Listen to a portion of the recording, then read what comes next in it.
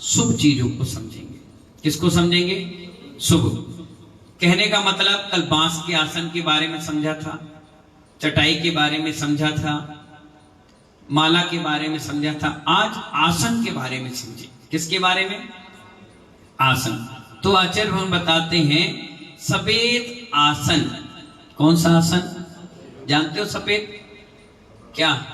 White colour का कपड़ा जो सूती का होता है, कॉटन का होता है, व्हाइट कलर का मोटा सा कपड़ा जिस पर आप बैठकर के जाप करें।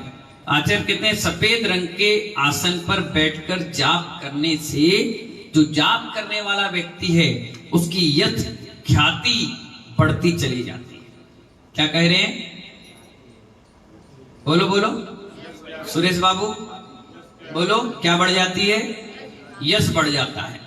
जैसे सपोज करो किसी की दुकान है, मार्केट में नहीं अंदर है, और लोग उस दुकान पे जाना पसंद करते हैं जहां पर कुछ नाम हो, कुछ एक्टिविटी नहीं हो, कुछ व्यक्ति गिफ्टें बांटता हो, बोलचाल अच्छा हो, दिखता अच्छा हो, माल सस्ता मिलता हो। और जहां ऐसा नहीं है तो वहां कोई जाता नहीं है, गलियों में है, इधर उधर है। तो रितेश भाई उस व्यक्ति की यश कीर्ति नाम कर्म का उदय क्या? और सफेद माला ले ले और बैठ करके आराम से माला फेरे किसी भी मंत्र की, तो उसकी दिन दूनी रात चौगुनी यश कीर्ति बढ़ती चली जाती है अपने आप देखिए 4 मंजिल ऊपर हो दुकान, आदमी नीचे दुकान पे नहीं जाएगा, 4 मंजिल ऊपर खरीदने जाएगा। 3 मंजिल नीचे हो वो वहां पहुंचेगा। दुकान 10 किलोमीटर दूर क्यों ना हो, वो गाड़ी में 150 रुपए खर्च करके सामान लेने जाएगा। क्यों? क्योंकि उसका यश कीर्ति नाम कर्म का उदय चल रहा है, ख्याति बढ़ रही है, नाम बढ़ रहा है। लोग 100 किलोमीटर 200 किलोमीटर 500 किलोमीटर दूर जाते हैं। अब आप देखिए कई दुकान ऐसी हैं, होटलें तो डबरा में बहुत होंगी खाने की, लेकिन आदमी 100 किलोमीटर दूर जाएगा ढाबे पे खाने के लिए। क्यों? उसका अभी नाम यश कीर्ति चल रही है।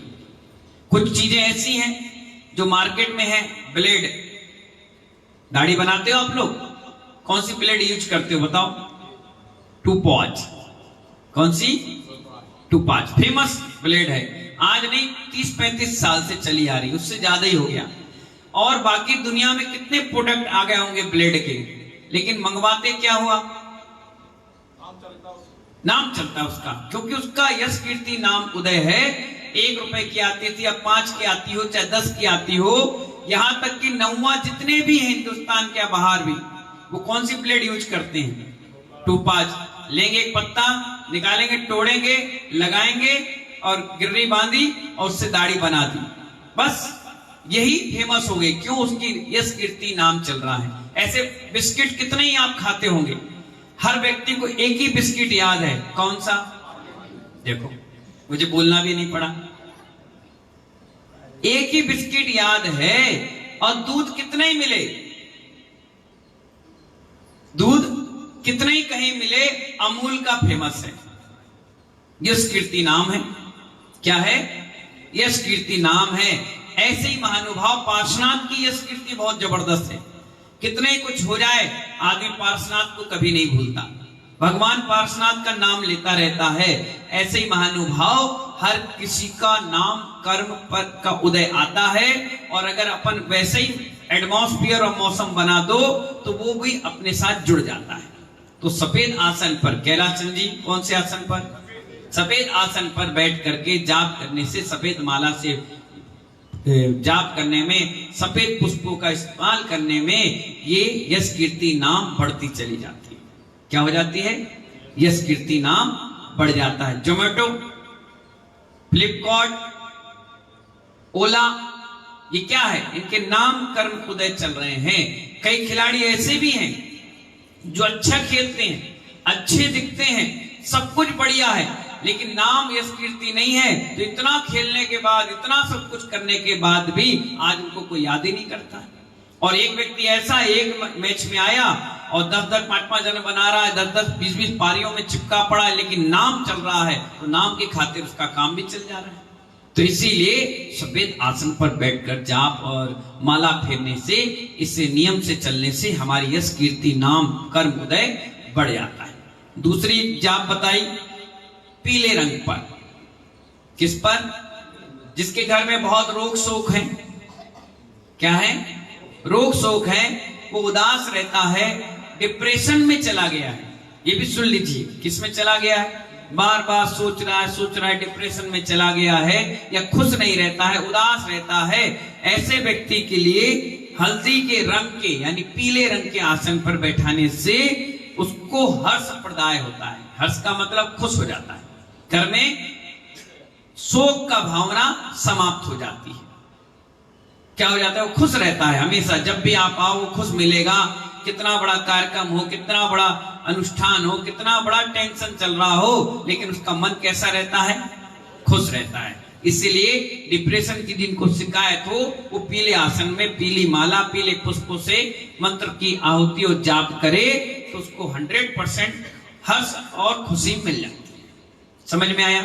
सफेद आसन का क्या? यश कीर्ति बढ़ेगी। पीले आसन से हर्ष, खुशियां मिलेगी, आनंद आएगी। इसलिए तो कहा जाता है कि जब किसी के शादी पक्की होती है तो हाथ पीले क्यों किए जाते हैं? बताओ। शादी काहे के लिए होती है? खुशियों के लिए होती है। इसलिए हाथ पीले हो जाते हैं, उसका प्रभाव उसके जीवन पर पड़ता है। ठीक है ना?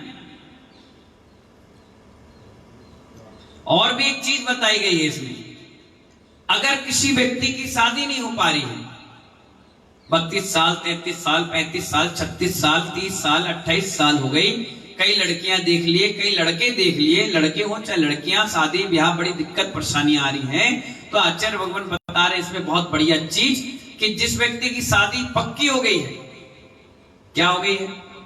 शादी पक्की हो गई है। अब 3 दिन पहले क्या होता है? फंक्शन चालू होता है, हल्दी, मेहंदी, माहौर, तेल, ये लगाया जाता है दूल्हा को भी और दुल्हन को भी। ये 3 दिन पहले कार्यक्रम, 2 दिन पहले चालू हो जाता है। तो जितनी हल्दी दूल्हा को लगे और थाली में बच जाए, जितनी मेहंदी दूल्हे को लगे और बच जाए, जितना तेल लगे उसके हाथ बच जाए, और जितने माहौर लगे और बच जाए, उस व्यक्ति को कहना वो बची हुई चीज अपने शरीर पर लगा ले, आने वाले 2-3 महीने में उसकी भी हाथ पीले हो जाते हैं। पर ये बताया नहीं जाता है, हल्ला नहीं किया जाता है, किसी को कहा नहीं जाता है। ये एक टोटका है, ये अपने आप कर लो और इससे भी आपका काम बन जाता है, क्योंकि आपने हल्दी लगाई तो खुशी आएगी, तो नियम से खुशी आपको भी मिल जाती है। ठीक है ना? तो इस प्रकार ये पीले आसन का महत्व बताया। अब चौथा बताया आचार्य ने, तीसरा बताया लाल रंग का।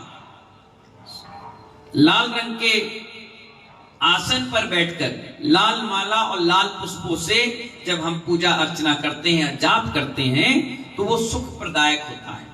यानी हर प्रकार का सुख आपको मिल जाएगा, पत्नी का, बच्चों का, परिवार का, मकान का, दुकान का, धर्म का, पुण्य का, हर चीज का जो सुख होता है वो सहज रूप में मिलना चालू हो जाएगा। आप कहोगे देखो मैंने पढ़ाई करी, मुझे तुरंत नौकरी मिल गई, देखो मुझे नौकरी मिली, तुरंत हमारी शादी हो गई, देखो शादी हुई तुरंत बच्चे हो गए, देखो बच्चे हुए तो आज्ञाकारी हो गए, मकान लिया, जैसे शादी हुई मकान मिल गया, मकान मिलते ही मंदिर बगल में मिल गया, मंदिर करते इतनी अच्छी समाज मिली कि रोज अब से पूजन शांति धारा मिल गई, और मंदिर पूजा पाठ मिला, साधु भी आ गए चातुर्मास करने, लोग प्रवचन सुनने मिल गया, लोग गाड़ी आ गई, लोग घूमने के लिए, शादी, छुट्टियां, सब कुछ बहुत अच्छा, कंपनी अच्छी, सब बढ़िया मिल गया। ये क्या है?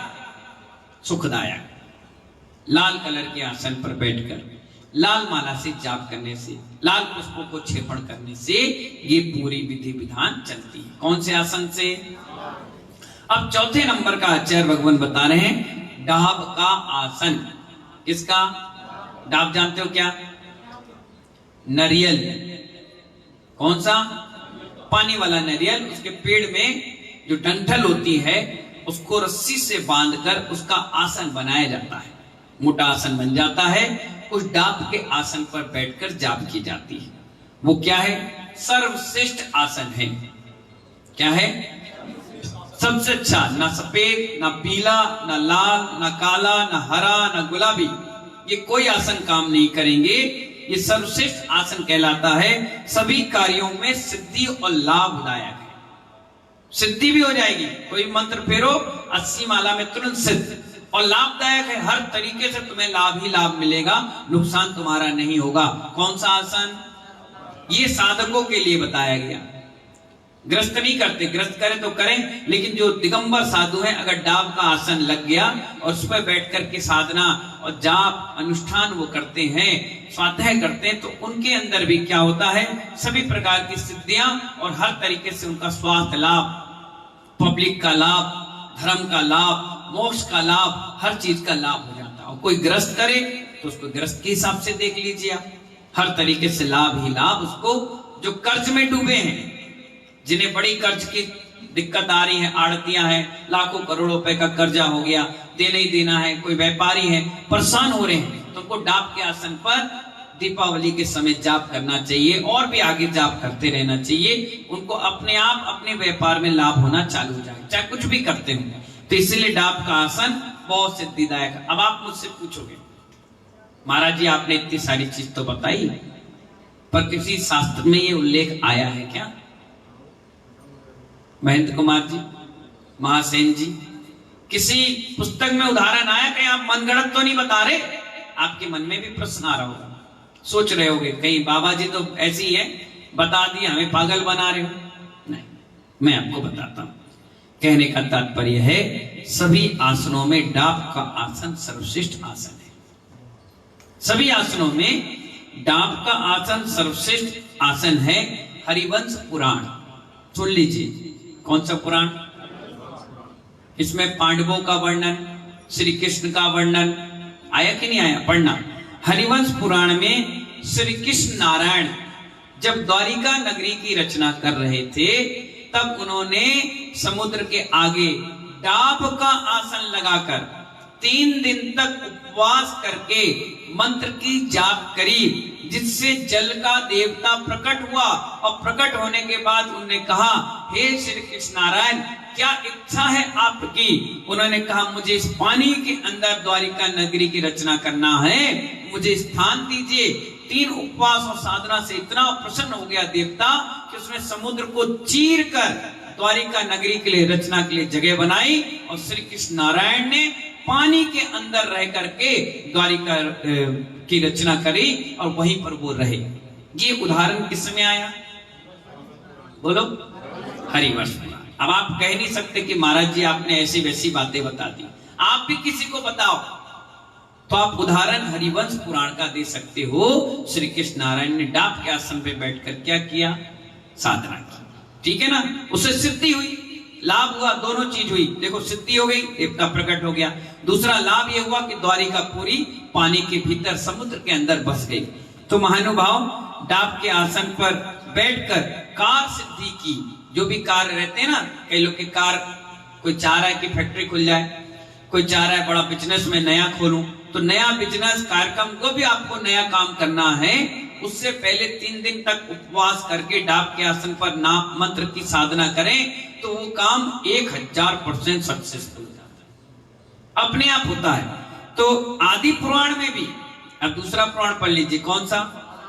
आदि पुराण में भी गर्भावयन आदि क्रियाओं में भी डाब का आसन का उल्लेख मिलता है। जब मां तीर्थंकर की मरु देवी हैं, उनकी जो गर्भ की क्रियाएं करते हैं, आदि पुराण में पढ़ना, तो डाब का आसन नीचे बिछाते हैं, उस पर खड़े होकर के आप उस क्रिया को करते हो। इसीलिए 9 माह का जो गर्भ का कार्यक्रम है, शोधन का कार्यक्रम है, बच्चे का जन्म का कार्यक्रम है, उसमें सक्सेसफुल होने के लिए पंडित, विद्वान और आने वाले साधु उस क्रिया को करवाते हैं, जिससे वो डाब का आसन सुरक्षित और व्यवस्थित रहता है।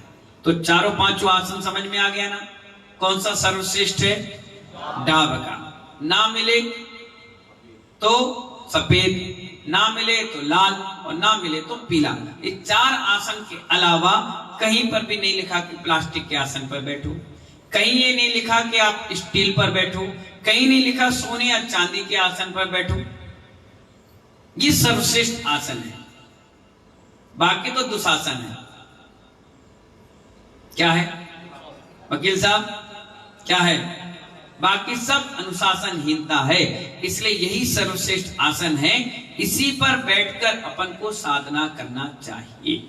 क्या साधना करना चाहिए? भगवान की स्तुति करना चाहिए। आप सांसारिक हैं तो लौकिक के हिसाब से, अपन संसार से बाहर हैं, इसीलिए महानुभाव हम मोक्ष की अभिलाषा करते हैं, इसके अलावा कोई अपन की इच्छा नहीं। आगे चलिए, जाप कहां पर की जानी चाहिए और क्यों और कहां करने से क्या उसका फल और लाभ। अब आपके मन में आया हम दुकान पे कर ली, हमने मकान पे कर ली, हमने गाड़ी पे कर ली, किसी ने कहा महाराज के कमरे के सामने कलश रखा वहां कर ली, मंदिर में कर ली, छत में कर ली, शिखर को देख के कर ली, घूमते घूमते कर ली, इधर उधर बोलते हुए कर ली। अब उसका परसेंटेज समझिए और उसके बाद अगर पक्के बनिया हो गए तो 1 लगाकर 100 कमाओगे, 100 लगाकर 1 नहीं कमाओगे। अनुज भाई समझ में आ रहा है? अब आप समझिए, जाप घर में, जंगल में, बगीचे में, मंदिर में, कहीं भी कर सकते हैं, कोई मनाही नहीं है। ब्रजभूषण जी, एक भी जगह मना नहीं किया कि आप जाप ना करें, पाप के लिए मना किया, जाप के लिए मना नहीं किया। फिर भी स्थान विशेष अर्थात मंदिर में किए गए जाप का फल अद्भुत होता है। कहां पर? जैन मंदिर जो है, भगवान वीतरागी भगवान है, उनके सामने बैठकर जाप करने का फल अद्भुत होता है। अपने घर में जाप करने का फल 1 गुना। कितना गुना? समझो 100%। कितना परसेंट? घर में जाप की कितना परसेंट? 100%। और यही जाप उठाई और किसी वन में चले गए, जंगल में, तो वो उसका फल कितना हो गया? 200 गुना। कितना हो गया? डबल हो गया। और जंगल से निकालकर बगीचे में आ गए तो वही कितना हो गया? 500 गुना। कितना गुना हो गया? घर में तो कितना मिला? हाथ जोड़कर बोलो। घर में थे कितना मिला? 100। वन में चले गए तो कितना मिला? 200। बगीचे में आ गए तो कितना मिला? 500। और बगीचे के बाद पर्वत पर चले गए तो 1000 गुना। कितना? सोनागिर का पर्वत है, गोपाचल पर्वत है, बड़े बड़े पर्वत जहां हवा चल रही है सर्राटेदार, ऐसी जगह बैठ गए तो कितना? 1000 गुना। और इसके बाद नदी के किनारे चले गए तो 10,000 गुना। कितना? हाँ, नदी के पास पहुंच गए तो 10,000 गुना। अब देखिए, शुरू से गिनिए। घर में करे तो हाथ जोड़कर बोलो 100 गुना। वन में गए तो 200। बगीचे में गए तो 500। बगीचे से कहां चले गए? पर्वत पर। कितना मिला? 1000 गुना। और पर्वत से नदी के पास चले गए तो 1000 गुना। और नदी से भगवान के मंदिर पे भगवान के सामने करे तो अनंत गुना फल मिलता है। कितना मिलता है? अब आप सोच लीजिए, बनिया हो तो कहां जाप करोगे? कहां करोगे? मंदिर में। तो आचार्य कहते हैं, यदि जिन मंदिर में जाप करें तो अनंत और करोड़ गुना फल मिलता है। इसीलिए महानुभाव मंदिर में, और मंदिर में भी भगवान के सम्मुख बैठ करके किनारे उनको निहारते हुए जाप करना चाहिए, आंख बंद करके जाप नहीं करना चाहिए। बाकी सभी स्थानों में आंख बंद करके जाप होती है, लेकिन भगवान के सामने आंख खोलकर, गुरु के सामने आंख खोलकर, जिनवाणी के सामने आंख खोलकर, बाकी सब स्थानों पर आंख बंद कर नासाक दृष्टि करके जाप की जाती है। तो इस प्रकार से जाप करना चाहिए। अब कल बताएंगे आपको किस उंगली से, किस जाप से, कहां बैठकर कैसे आपको जाप करना चाहिए। ठीक है ना? आज आपका समय इतना ही। सभी के लिए बहुत बहुत आशीर्वाद। जय बोले चंदा प्रभु भगवान की।